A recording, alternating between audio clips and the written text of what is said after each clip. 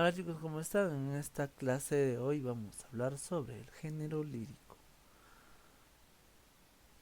Para empezar, podemos ver esa imagen y reflexionar un poco respecto a lo que es el género lírico.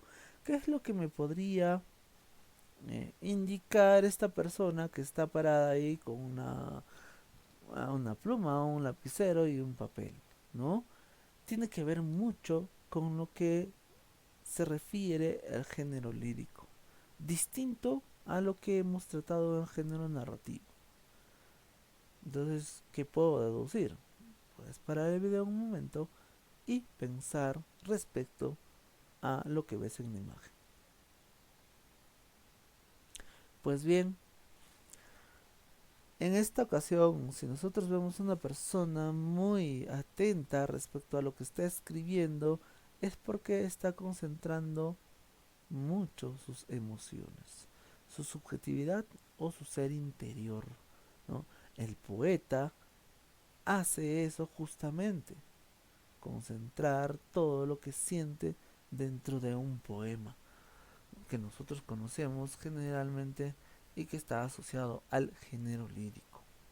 Conozcamos un poco más sobre el concepto respecto a este género. El género lírico es un texto literario en el que el autor o yo poético expresa sus sentimientos. Acá quiero hacer una precisión respecto al yo poético. Si en la narrativa nosotros tenemos que el escritor crea un narrador para contarnos la historia, en el género lírico tenemos un escritor que nos crea un yo poético para expresar sus emociones. ¿Correcto? Entonces, hagamos una analogía. En narrativa tenemos narrador y en el género lírico tenemos yo poético. Y cuando nosotros hablemos de manera técnica, de manera específica, tenemos que justamente decirlo de esa forma, ¿no? No es el autor el que directamente nos expresa sus sentimientos, sino es un yo poético que el autor ha creado para que exprese los sentimientos o su interioridad. ¿Qué características tiene el género lírico? Pues una de ellas es que estas composiciones eran cantadas, eran manifestaciones orales, ¿no?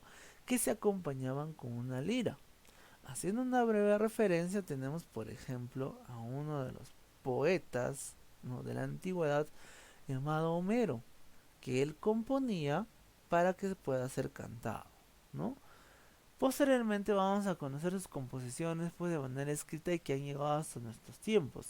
Es cierto, caso de la Iliada, caso de la Odisea, que son poemas épicos, es decir, son poemas heroicos. Pero hay que tener en cuenta que en unos inicios esas composiciones fueron justamente realizadas para ser cantadas y no para ser leídas, como ahora las tenemos. No son las únicas, por supuesto, las tenemos también en los cantares de gesta, que lo realizaban los mester de juglaría.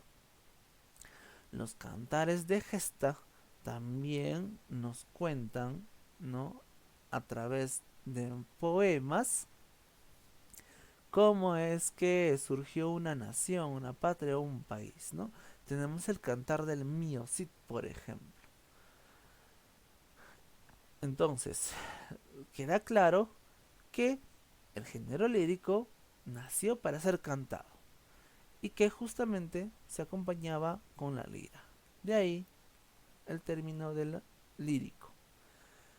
Está escrita habitualmente en verso y se expresa mediante la poesía, que es justamente el elemento que nosotros conocemos como lírico. Como en la narrativa nosotros conocemos elementos como el cuento, la novela, la leyenda, el mito, en fin. Ahora, hay que precisar que ¿por qué se dice que habitualmente está escrito en verso? La mayor parte de los poemas han sido escritos en verso. ¿Qué quiere decir esto? En líneas que riman o que tienen ritmo. En cambio, la prosa son oraciones que no tienen rima o que no tienen ritmo. Generalmente ocurre así. Entonces, la mayor parte de los poemas son en versos y otros poemas pueden ser en prosas también. Recordemos el caso de nuestro querido César Vallejo en Poemas Humanos, por ejemplo, ¿no?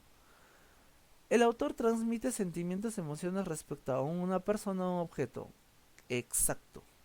El yo poético siempre se va a dirigir a un objeto lírico o una persona que va a fungir justamente de su objeto lírico. Entonces tengamos en cuenta que siempre la dirección es hacia alguien. Veamos acá en este breve verso. Por ejemplo acá, en el cielo flameaba la enseña patria, dice, ¿no? ¿Cuál es la explicación? El yo poético está viendo algo desde abajo, ¿correcto? Hacia arriba. ¿Qué está viendo? Está viendo una bandera. Pero no me dice directamente bandera, sino me está diciendo la enseña patria, que es un término, es una frase con la cual se conocía la bandera, ¿correcto?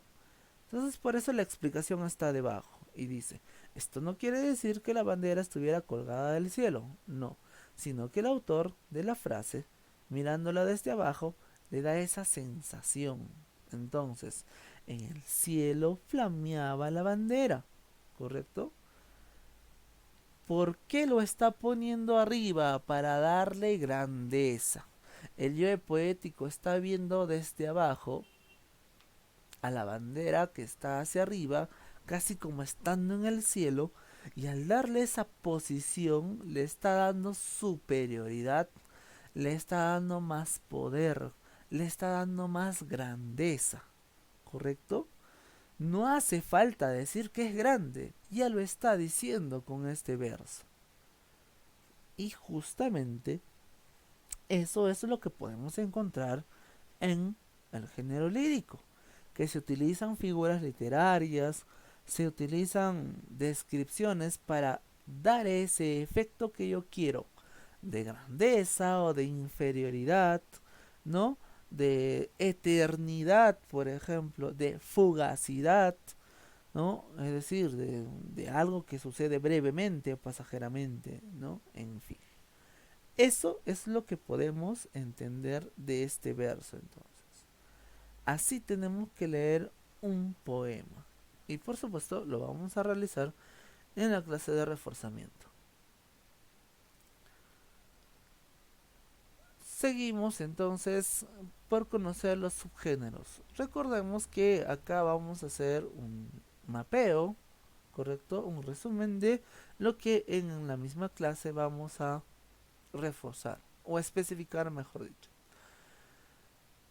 Así como el género narrativo tiene sus subespecies como el cuento, la leyenda, el mito, también el género lírico tiene sus subespecies, pero en esta ocasión tiene los llamados poemas mayores y los llamados poemas menores.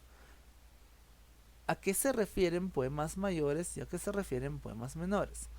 Mayores se refieren porque las sílabas generalmente en estos poemas, ¿ya?, son de 9 hacia arriba, ¿correcto? Pueden ser 9, 10 sílabas en cada verso, 10, 11, 12, 13, 14, ¿no? Las que se conocen como poemas de arte mayor, son poemas mayores. En cambio, si los poemas suelen tener versos con sílabas de menos de 9, es decir, de 8 para abajo, entonces tenemos poemas menores, ¿no? Bien, conociendo un poco sobre todos estos subgéneros, tenemos por ejemplo en los poemas mayores el himno, que es una canción religiosa patriótica muy exaltada que expresa alegría y celebración, ¿no? Por ejemplo, nuestro himno nacional, que en este caso es más patriótica. Es exaltada porque llama al ánimo de qué? De la libertad, ¿no? La oda es el elogio a un tema, ¿no?, u objeto. Son alabanzas o cualidades que poseen personas u objetos. En ese sentido, entonces podremos tener odas elementales de Pablo Neruda. Y ahí Neruda lo que hace es alabar a cuestiones cotidianas. Por ejemplo, tiene su oda a la cebolla, oda al tomate, ¿no? En fin. La elegía es algo contrario a la oda. Es decir, es de carácter triste, melancólico, nostálgico, ¿no? Consiste en lamentar generalmente la muerte de un ser amado. Por ejemplo, coplas a la muerte de su padre, Jorge Manrique. O también podríamos nosotros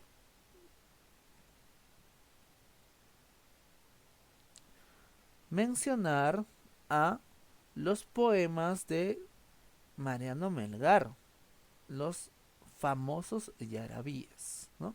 Que son poemas muy sufridos. O en el caso de Pablo Neruda, también sus 20 poemas de amor y una canción desesperada son de carácter melancólicos, por tanto tenemos ahí elegías. En el caso de las églogas, son temas amorosos ambientados en la vida campestre. Acá nosotros vamos a tener a que los protagonistas de las églogas son los pastores. Es la vida y amores de los pastores, ¿no? Por ejemplo, una de las más famosas églogas son las de Garcilaso de la Vega, llamado también églogas, donde tenemos ahí a protagonistas como Salicio y Nemoroso, que son dos pastores que sufren de amor de manera distinta, ¿no? Salicio, por ejemplo, porque aquella mujer que amaba se fue con otra persona, y Nemoroso sufre porque aquella mujer que amaba se había muerto, ¿no? Entonces ahí tenemos un claro ejemplo. También podemos tenerlo en Soledades de Góngora, donde hay un pastor, específicamente un cuidador de cabras, que sufre el engaño de una mujer y se va a querer suicidarse, lo cual no lo va a conseguir, ¿no? Pero sí va a tener una aventura por el mar y va a conocer muchas personas a las cuales les va a contar su desdicha, ¿no? Esa es una égloga. La canción es un poema admirativo que expresa una emoción, un sentimiento y que dio origen al soneto. El soneto es una creación de Francesco Petrarca, ¿no? Y que lo vamos a explicar específicamente en la clase. Un soneto se compone por dos cuartetos y dos tercetos, es decir, dos estrofas de 4 versos y dos estrofas de 3 versos. La sátira es un poema mordaz, es de carácter burlesco y utiliza la ironía y la ridiculización. Y recordemos un concepto que nosotros hemos aprendido. La caricatura, la descripción de caricatura es utilizada en la sátira. Recuerden a qué se refiere la caricatura. La caricatura es la exageración de rasgos físicos y rasgos de personalidad. Justamente esa descripción caricaturesca es la que se utiliza en la sátira para burlarse, por ejemplo, de personas, de objetos, o quizá también de la sociedad en su conjunto. Un ejemplo de un poeta sátiro es Francisco de Quevedo y Villegas. ¿Qué es lo que hace Francisco en uno de sus poemas? Érase una nariz. Se burla de otro poeta llamado Luis de Góngora y Argote, ¿no? Cuando le dice, érase un pez espada, ¿no? ¿A qué se está refiriendo? Se está refiriendo a que tenía una nariz muy larga. Se está burlando de su rasgo físico, ¿no? Al decirle que era un pez espada, ¿no? Por poner un ejemplo breve. En la cuestión de los poemas menores, también igual tenemos el madrigal, que está asociado al canto y gira alrededor de un tema amoroso y pastoril. Por tanto, el madrigal se asociaría a la égloga. Ya dijimos la diferencia ya.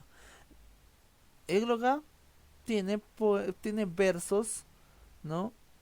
Con 9 sílabas para arriba, ¿no? Que puede tener versos de 10 sílabas, de 11 sílabas, de 12 sílabas, en fin. Pero en cambio el madrigal es igual que la égloga, pero tiene sílabas menores. Tiene sílabas de 8, de 7, de 6, de 5 sílabas. ¿Ya? En el caso del epigrama también igual. Los epigramas tienen versos de 8, de 7, de 5, de 6 sílabas, ¿no? Entonces de 8 sílabas para abajo. Son igual que de la sátira, solamente que la sátira tiene versos con más sílabas. En la letrilla, lo mismo, ¿no?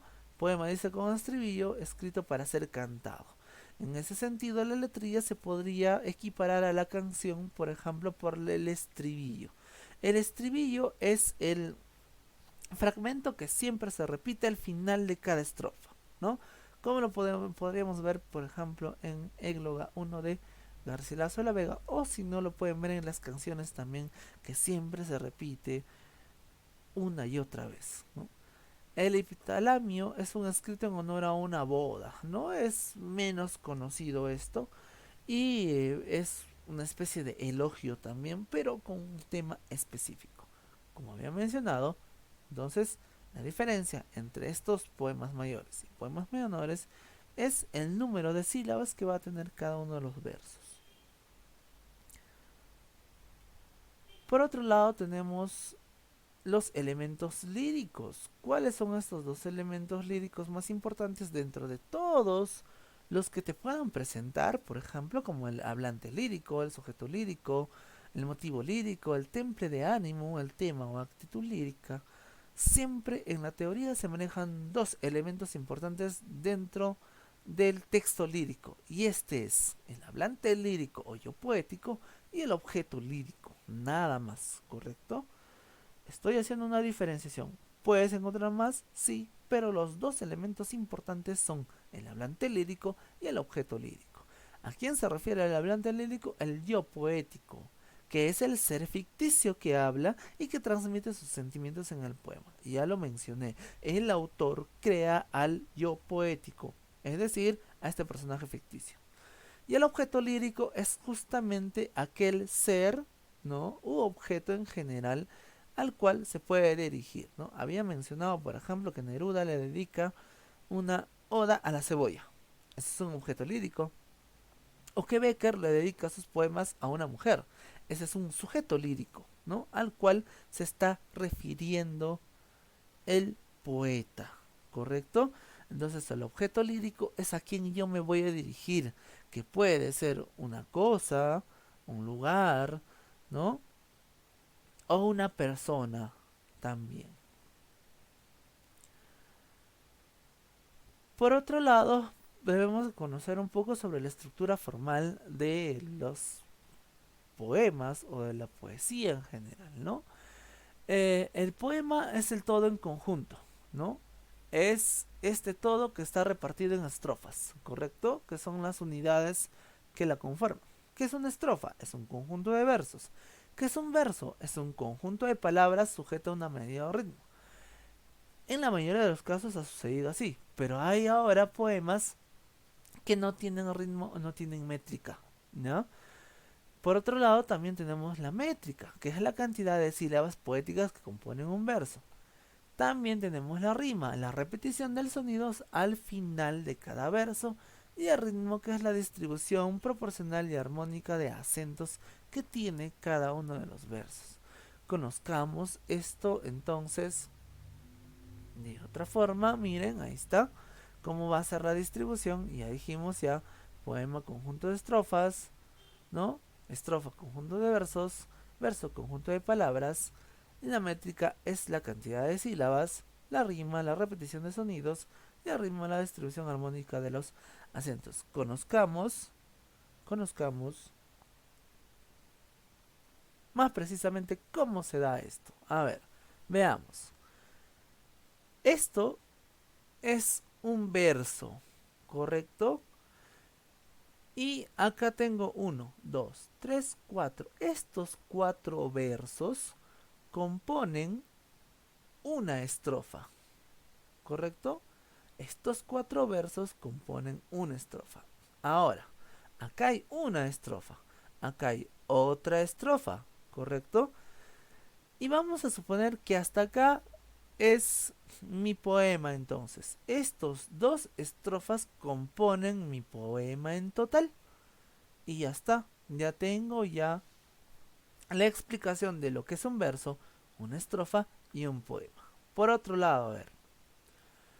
Si yo cuento acá, voy a tener ¿cuántas? Voy a tener uno, 2, 3, 4, 5, 6, 7, 8. Tengo 8 sílabas. Uno, 2, 3, 4, 5, 6, 7, 8. Tengo 8 sílabas. ¿Correcto? ¿Eso qué se llama? Se llama métrica. Cuando yo cuento las sílabas de esta manera, se llama métrica. ¿Sí? Ahora, lo otro que tengo que explicar por acá es la rima. Miren, dijimos que la rima es la repetición de los sonidos al final de cada verso. Entonces, ¿quiénes riman acá? Blanca con franca. Acá tienen una rima. Enero con sincero. Acá tengo otra rima, ¿no? Otra vez. Arranca, blanca.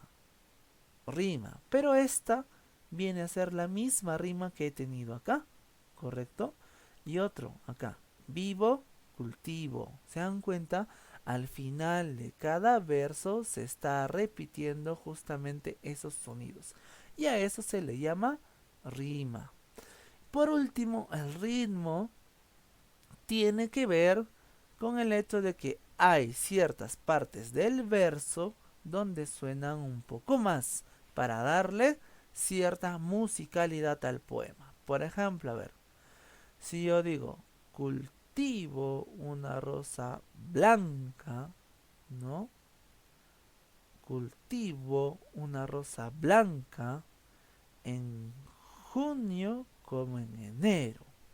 Ahí está. Cultivo una rosa blanca en junio como en enero, para el amigo sincero que me da su mano franca. ¿Se dan cuenta lo que acabo de hacer? Le acabo de dar ritmo, siguiendo justamente los acentos que tiene el poema, que está establecido por el autor, para que suene de la forma en como la he leído, ¿no? Y sigo leyendo por acá. Y para el cruel que me arranca el corazón con que vivo. Cardo ni ortiga cultivo, cultivo una rosa blanca, ¿no? Ahí está. Esa es la explicación entonces de todos estos elementos que acabamos de ver anteriormente, ¿sí? Más de esa explicación la vamos a tener en la clase de reforzamiento. Que no te la puedes perder entonces para recordar y aprender un poco más respecto al género lírico. Será hasta esa ocasión.